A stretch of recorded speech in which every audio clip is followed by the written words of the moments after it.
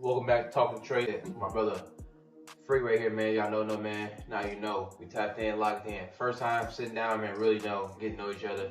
Found out a lot of shit that we didn't know about one another. Let's get to know more about you, bro. Shit, a lot of shit been going on in the world, man. I don't know if you've seen, bro. What you think about the shit that's been going on with the president bombing everybody, bro? Like, honestly, bro. I've actually never really I really don't ever read into politics really. I will say I'm against a lot of the shit that bro's doing and shit, but that's just me though, you know. It seems like in the world a lot of people look at it like a lot of he said she said shit, but I mean, come on. Dude sounds like a felon, obviously, so I'm not gonna sit here and fucking support that shit, but, and I mean, that's what, I don't know, I just don't really look into politics really, because it's just not my thing, and it's stressful too, man. My whole thing is, I've always lived life where, as long as I can get up, go to work, go hang out with my homeboys, you know, spend time with my kids, that's all I really care about. So it's like, you know, and I know it would be smart as a grown adult to know what's going on in your surroundings, but I don't know, I just never really read too much into it. It's a little, like I said, it's a little stressful. Once you become more, like, just more aware to what's going on, the real nice surroundings just everywhere. It just takes the fun and enjoyment out of that shit, because you like start thinking about, damn, oh, I'm drinking this. Damn, okay. Damn, I'm what's in this? Even the water. Oh, too much of this. It's like you start thinking about everything. They doing this in this country. They doing this in our country. You feel me? So I definitely understand. I don't dive too much into it because I got too much wrong shit to fucking worry about. It just definitely just now it's fucking shit getting real out here. Oh yeah, shit getting real. I will say though, man, like I feel like as a nation we should be focused on making sure that, you know, everybody has the proper resources that they need, instead of worrying about what the next person's doing. Like, I will say, like, with a lot of this deportation and shit like that, I mean, I've never encountered somebody that's affected my life by working and providing for their family. Like, I've never had an issue, because I mean, okay, this person's over here working to feed their family. I get having to follow protocol, but at the end of the day, man, like, people take it too much to heart now, to the point where they're spending time on social media trying to rage bait, and you know, you could really see how people truly feel just by the shit that they're saying. And I can guarantee about 99.9% of those people can't give one personal reason as to why they feel so strong and heartless about snatching families away, you know. So that's just my opinion right there, you know. No harm, no foul. Yeah, a lot of how social media is. Yeah, bro, it's the day crazy that I'm not gonna talk about it because I done signed contracts and shit, but I feel but in my professional place of professional setting, I definitely endure a lot of talk about such things, and I just gotta sit there with being humble and just you know, and that's playing a role. And that's all it really takes is humbleness. You know, I just feel like everybody needs to just be humble. Like, do what you got to do for your people, man. Do what you got to do for your family. You know, everybody else, man, whatever they're doing over here, they'll be good. Right. But when you start investing so much emotion and time in that, and it really ain't got shit to do with you, man, like, I don't know what to say on that. How do you feel about Daddy! Hi, son.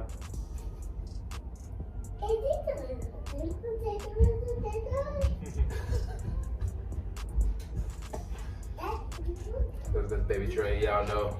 Real viewers, real fans know Baby Trey's being me. Down there every interview in 2023. So real friends know y'all used to Baby Tray being in the back and stuff. But yeah, I was on X. Yeah, what do you feel about use of AI? I think the use of AI is bullshit. Personally, I feel like AI can work out in different phases of life, I guess. But when it comes to art, we'll start there.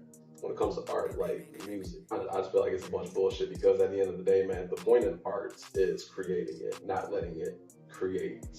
We're not letting the robot create it for you. Because here's the thing, man, if I were to go home right now and AI generate a whole 3-verse song with 2-3 hooks on it, and that shit pops, I'm taking credit for something I didn't even do. Right.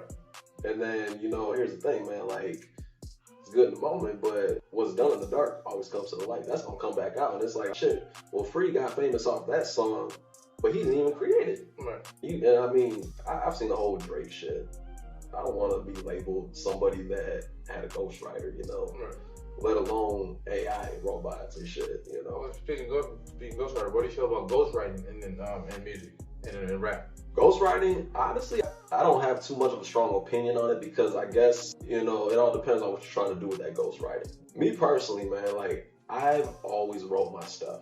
The only time I didn't write, like, it would be a hook. And that's the only thing that I've probably done that twice on a collab with Scam, because Scam knew how he wanted to have that song. So it's like, okay, well, you have the lyrics here, you just need a different voice.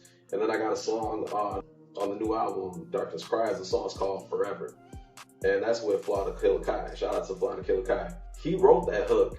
And I did the hook, but I did it differently than what I normally would. Like, this is more like a harmony and melody. I'm more of a rapper though. So, but he wrote that, and that was the only time that I really considered it like ghostwriting, but it was their song, But when it comes to my own stuff, I've never had nobody write anything for me, no verse. I've had ideas, like I would always lean on Scam for some ideas, like, how do I rhyme this word? Or what would you say after this line? And then he'll just, help me out with that one, but never physically had anybody write for me. So, but what's your thoughts on that? I used to be really against it. That's why I tried it. And I was like, it's not bad, but I feel like it depends. I don't feel like, it depends like what kind of song it is. I don't feel like you can have no one write your life, or like a song that's about like, like the very emotional type song. You feel me? Like, or that's a song that's deep and personal. But I think like it's a song that's probably like an entertainment song. It's about like a boasting some type song. I feel like it'll be okay.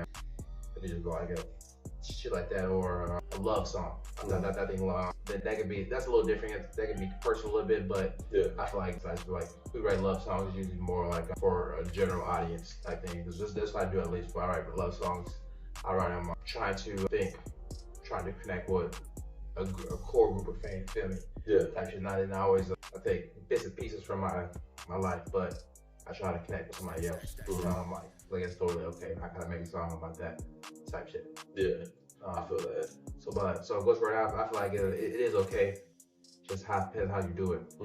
And also with the AI too, I think making fools have people like I think it's fun. Like I listen to AI covers of a song of 50 Cent in the 1950s, 1950s type thing. I like listening to those type things. I think it's cool, and when I do type things like that, I don't shit like that I can do. Like if you're making content for people to laugh at. Create whole song. I don't think I think it's plagiarizing. I think basically you can't take somebody else's work unless you credit and say, hey, this was made by AI. Like then that's okay. But I don't think it's necessarily cool to just. I think it's cool if you're gonna not be a front runner. If you're doing all shit, if you're doing the AI shit, it's cool, but don't try to be like, hey, this is what it was not. Feel me? Like type motherfuckers who using auto-tune for their voice and shit. Feel me? Don't try to be like, hey, you're a good ass singer because you use auto-tune. You're not right. People try to say about T-Pain, said he wasn't even singing because he was using auto-tune. He had shit like but he can sing without auto-tune too. He made that mashup. Man, that motherfucker, that boy T-Pain, boy, he one of the best motherfucking singers, fucking ever, bro. Fucking, his voice is lovely, bro. I'm not glazing, bro. Pause, feel me? Yes. Yeah. T-Pain, he's a motherfucking dog, bro. Yeah, I wish he continued doing music, bro. Like for real. Do you have any favorites? And any favorite artists? Any artists who inspire you to do music? And that was like a cliche question, but I love to ask it because you really find out about a person who inspired me and shit. Yeah. So Stevie Stone is one of my favorites. And then my uncle, Jay-Z. And I say him because he's partially why I started doing what I do. But he also has my uncle has a sound to him where when you're listening to the song, you're like, what the fuck does this dude just say? Like, cause he be saying some out of line shit. Like, you could be like, there's a song that he did with Wolfpack One when he was part of that group. It was called Streets, and everybody's talking about the streets, And I'll eventually show you that song. I got it on my phone, but they're talking about the streets, and he comes on in and talking about McDonald's lettuce and cocoa butter and rubbing your mama down with cocoa butter. And it's like when you listen to his lyrics, he creates a visual based on like real life events, but also just saying shit that you normally wouldn't hear in a rap song. So he has a song called Campfire Stories. He shot a video to it as well, and this song was created like years ago, but he made a video like years later, and it was just basically just talking about what's going on in the world. But he's really putting the listener in the movie basically. Okay. So when you listen to his music, you're not just sitting there just listening to the lyrics. No, you're visualizing what he's talking about. So yeah, okay, well, we all know what cocoa butter looks like. So when you talk about rubbing your mom down with cocoa butter, okay, I'm looking at that right now. McDonald's lettuce, okay, well, I'm seeing that right now. But if I'm like listening to like T Grizzly or something like that, I like the bars. I like the vocals, I like the harmonies. But I don't really get too much visuals when I'm listening to certain artists or certain songs. But I'm weird like that. I'm saying, I like using real life events. But I like one thing I like to do is make an audience laugh. Mm-hmm. I love to make my listener laugh. I love to make them second guess what the fuck I just said. Yeah.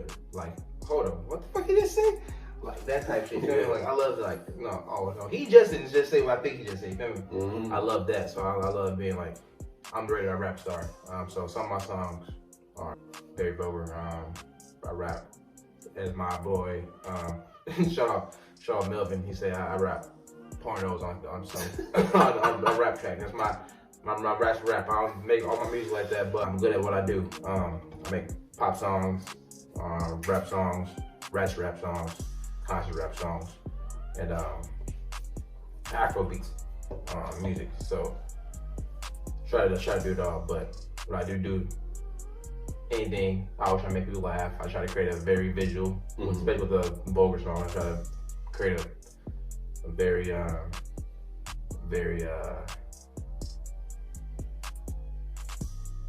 like intrigued audience. Yeah.